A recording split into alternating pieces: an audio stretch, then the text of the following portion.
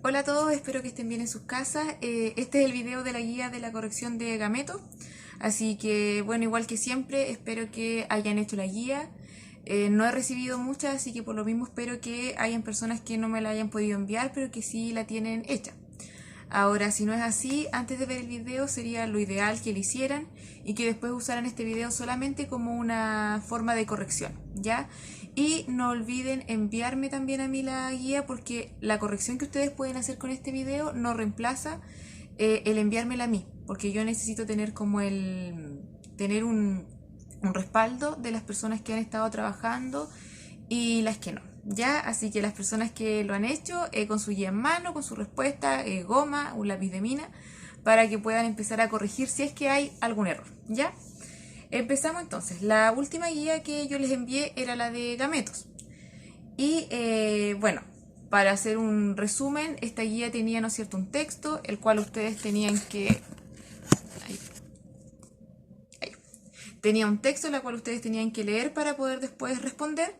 Y obviamente los que tengan acceso a internet también pueden ir complementando esa información. Entonces primero la guía les explicaba, ¿no es cierto?, sobre el gameto sexual femenino y el gameto sexual masculino. El gameto sexual femenino es el ovocito o el óvulo, es lo mismo, y el masculino es el espermatozoide, ¿ya? Y además, ¿no es cierto?, la guía no, les explicaba a ustedes cuáles eran las partes de los gametos y la función que cumplía cada una de esas partes. Ya, después que leía la guía, venían las actividades. La primera actividad era analizar un esquema que era súper sencillo. En realidad el esquema más que nada era como un resumen de lo que se había tratado la guía. Así que la persona que lo leyó, que lo entendió, probablemente no le costó nada hacer esa parte de la actividad.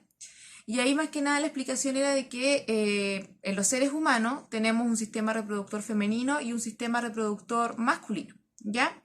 El sistema reproductor femenino va a producir hormonas y va a producir gametos, ¿ya? Las hormonas son el estrógeno y la progesterona, y ya en la guía anterior, ¿no es cierto?, nosotras comentamos cuál era la función de esa... Se me cae el celular un poquito. Ya, ¿cuál era la función de esas hormonas? Y los gametos, ¿no es cierto?, sería entonces el ovocito. Y en el caso del sistema reproductor masculino también. El sistema reproductor masculino produce hormonas y produce gametos. En el caso de la hormona masculina es solamente una, que es la testosterona, que también ya estudiamos, ¿no es cierto?, en la guía anterior la función de la testosterona. Y también produce gametos, que en este caso sería el espermatozoide. ¿Por qué es importante saber esto? Porque finalmente tanto el sistema reproductor femenino y masculino, cuando produce sus hormonas, ¿no es cierto?, y cuando produce los gametos, podemos decir de que ya el sistema está listo para poder realizar el proceso de la reproducción, ¿ya? Entonces, eso era todo en la primera actividad de analiza el esquema. Y después de esa actividad, hablaba un poco de la fecundación y finalmente venían las preguntas. ¿Ya? Las preguntas, como siempre, las podían responder. En este caso, la guía no tenía espacio para responder, así que lo ideal era que lo respondieran en su cuaderno y que después los que imprimieron la guía la puedan pegar, y bueno, los que no, simplemente respuestas en el cuaderno. ¿Ya? La primera pregunta decía, mencione 3 diferencias entre el sistema reproductor femenino y masculino. Ahí tenían, ¿no es cierto?, una gran cantidad de diferencias porque podían, desde el tema de las gónadas o de los distintos órganos, ¿no es cierto?, y también ahí también podían incluir el tema de las hormonas. Por ejemplo, las 3 diferencias que yo colocaría sería primero que en el sistema reproductor femenino la gónada es el ovario, y en el caso del sistema reproductor masculino la gónada es el testículo. También yo ahí podría agregar que el sistema reproductor femenino produce dos hormonas que son la progesterona y el estrógeno, y que el sistema reproductor masculino solamente produce una hormona que es es la testosterona. Y otra diferencia podría ser que el sistema reproductor femenino está capacitado para poder llevar un embarazo de 9 meses, y en el caso del sistema reproductor masculino no. Ya, o sea, el hombre no está capacitado, no tiene los órganos, ¿no es cierto?, para poder llevar a cabo el desarrollo de un embarazo. Obviamente ustedes podían mencionar muchas más diferencias cuando me vayan enviando su guía yo ahí les voy a ir comentando si las diferencias están correctas o no, ¿ya? Después, la segunda pregunta decía, ¿cuáles son las hormonas sexuales femeninas y masculinas? ¿Dónde se producen y cuál es su función? Ya, las hormonas sexuales femeninas era estrógeno y progesterona. Las dos se producen en el ovario, pero su función es distinta. La progesterona se encarga de preparar al útero para un posible embarazo, ¿ya? Lo va llenando de vasos sanguíneos, los cuales obviamente en caso de que se produzca un embarazo, van a ayudar para que así el bebé se pueda nutrir durante los 9 meses, ¿ya? Y el estrógeno se encarga de desarrollar las características sexuales secundarias en la mujer, como ensanchamiento de caderas, crecimiento de mama, la menstruación, el acné, la aparición del vello púbico, vello axilar, etc. ¿Ya? Y en el caso del hombre, la hormona masculina es la testosterona, se produce en el testículo y la función que tiene es producir los cambios o las características sexuales secundarias en el varón, como ensanchamiento de hombros, el cambio de voz, el vello facial, vello axilar, vello púbico, etc. La 3. ¿Qué son las gónadas? Menciónelas y señale cuál es su función. Ya. La gónada es un órgano que se encarga de producir gametos, ¿ya? Esa es la definición en general. Obviamente hay gónadas femeninas y gónadas masculinas. En el caso de la especie humana, la gónada, ya lo dijimos, la femenina es el ovario y la masculina es el testículo. Y la función que tiene cada una es producir los gametos. Ya en el caso del ovario produce el ovocito, en el caso del testículo produce el espermatozoide. Después la 4, ¿qué es la espermatogénesis? Ya, la espermatogénesis es el proceso en donde se produce un espermatozoide, ¿ya? Lo curioso que tiene la espermatogénesis o lo especial es que en nuestro cuerpo todas las células están constantemente reproduciéndose. Y en el caso de la especie humana, esto es importante, en el caso de la especie humana, todas las células de nuestro cuerpo tienen 46 cromosomas, ¿ya? Pero el espermatozoide y el ovocito son la excepción. Tienen solamente la mitad de esta cantidad de cromosomas. Entonces, en la espermatogénesis se divide, ¿no es cierto?, la célula que va a dar origen a dos espermatozoides y finalmente estos dos espermatozoides quedan con 23 cromosomas, ¿ya? Y al tiro reviso la 5 que dice que la ovogénesis es lo mismo, pero simplemente es el proceso donde se va a producir un ovocito con 23 cromosomas. Ahora alguien puede, ¿no es cierto?, preguntarse por qué si todas las células de nuestro cuerpo tienen 46 cromosomas, ¿por qué el ovocito y el espermatozoide tienen 23? Y la respuesta es porque son células complementarias, ¿ya? El espermatozoide y el ovocito no tienen ninguna otra función más que la reproducción, ¿ya? Si el ovocito y el espermatozoide se producen y no hay una fecundación, luego de un tiempo, como leyeron en la guía, ya se van a morir y finalmente van a ser eliminados, ¿ya? Entonces son células complementarias. Entonces cuando se produce la fecundación, es decir, cuando ingresa el espermatozoide y logra fecundar el ovocito, se van a unir estas dos células y 23 más 23 son 46. Entonces ahí se va a formar la célula normal, ¿no es cierto?, de 46 cromosomas que va a dar origen a un nuevo ser humano, ¿ya? La 6 señala dos diferencias de espermatogénesis y ovogénesis. Bueno, ahí las diferencias más que nada son que en la espermatogénesis se producen espermatozoides, en la ovogénesis se produce el ovocito y también la otra diferencia es el lugar donde se producen. La espermatogénesis se produce en el testículo y la ovogénesis se produce en el ovocito. 7. Señale tres diferencias entre el óvulo y el espermatozoide.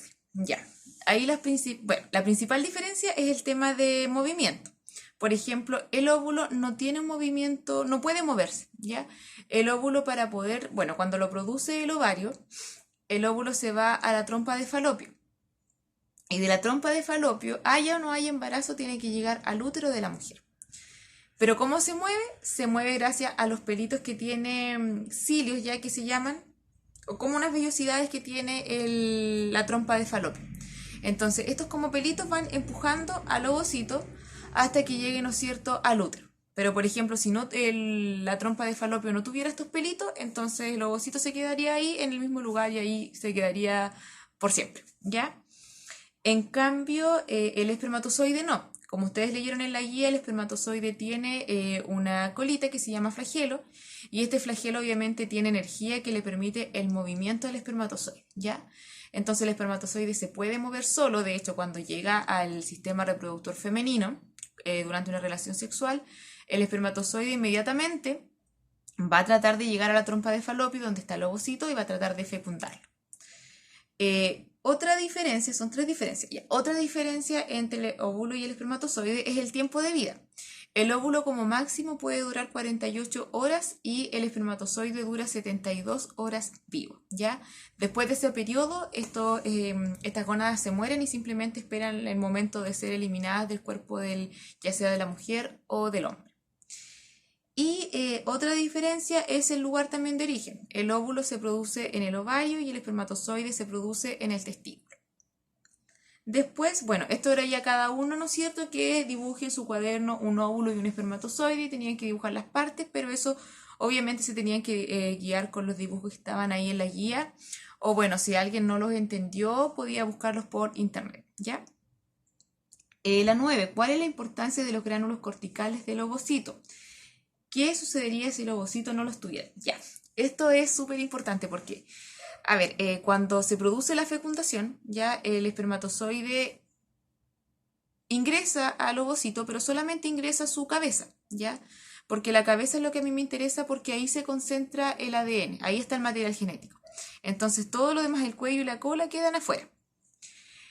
Entonces, ¿qué es lo que sucede? Cuando el ovocito sabe que ingresó ya un espermatozoide y que hubo fecundación, el ovocito tiene que bloquearse, por decirlo así. O sea, no puede dejar que otros espermatozoides sigan entrando, porque los demás espermatozoides, ¿qué es lo que hacen? Siguen intentando de ingresar. Entonces, los gránulos corticales generan esta protección. Entonces, una vez que se produce, ¿no es cierto?, la fecundación, una vez que entró un espermatozoide, inmediatamente los gránulos corticales bloquean el ovocito y de esta forma ya ningún otro espermatozoide, por más que lo intente, puede ingresar. Dice, ¿qué sucedería si el ovocito no los tuviera? Obviamente ingresarían muchos espermatozoides y ya no se podría llevar la fecundación, porque obviamente por una parte genética, que yo les decía que cada espermatozoide y ovocito tiene 23 cromosomas y que la unión de dos solamente forman una célula normal humana de 46, obviamente eso ya no sería posible si entraran 3, 4, 5 espermatozoides, ¿ya? La 10. ¿Qué función cumple la cabeza, el cuello y la cola del espermatozoide? Bueno, la cabeza contiene el material genético o el ADN, el cuello contiene las mitocondrias que le van a dar la energía al espermatozoide, y la cola finalmente es la que le permite el movimiento al espermatozoide. La 11. ¿Un espermatozoide sin cuello podría llegar hasta el ovocito? No, ¿ya? Esto yo no me han mandado muchas guías, pero yo estoy segura que muchas personas antes de ver este video probablemente puede que se hayan equivocado. ¿Por qué? Porque alguien puede decir, bueno, si no tiene cuello, pero tiene la cola, que es lo que le da el movimiento, entonces sí va a poder moverse, entonces por lo tanto igual va a poder llegar al ovocito. Entonces el cuello no es tan importante, pero la verdad es que sí es importante para el movimiento, porque como yo les dije anteriormente, en el cuello se encuentran las mitocondrias del espermatozoide. Y las mitocondrias, si es que recuerdan lo que vimos en la guía de la célula, la mitocondria da la energía para la célula. Entonces, para que la cola se pueda mover, necesita de una energía. ¿Y quién le va a dar esa energía? El cuello, porque el cuello tiene la mitocondria. Entonces, en resumidas palabras, si no hay cuello, no hay mitocondria, no hay energía, la cola no se va a mover. Y por lo tanto, obviamente, sin movimiento, no puede llegar al ovocito. La 12. ¿Cuál es la importancia del espermatozoide y el ovocito en la fecundación? Bueno, ahí la importancia es lógica. La importancia es de que ambos gametos contienen la información genética del papá y de la mamá. Entonces, obviamente, si no están estos gametos, o si falta alguno, la fecundación, al menos en la especie humana, sería imposible, ¿ya? No se podría llevar a cabo. No existe el ser humano aún que pueda reproducirse por sí solo. Se necesita una parte complementaria.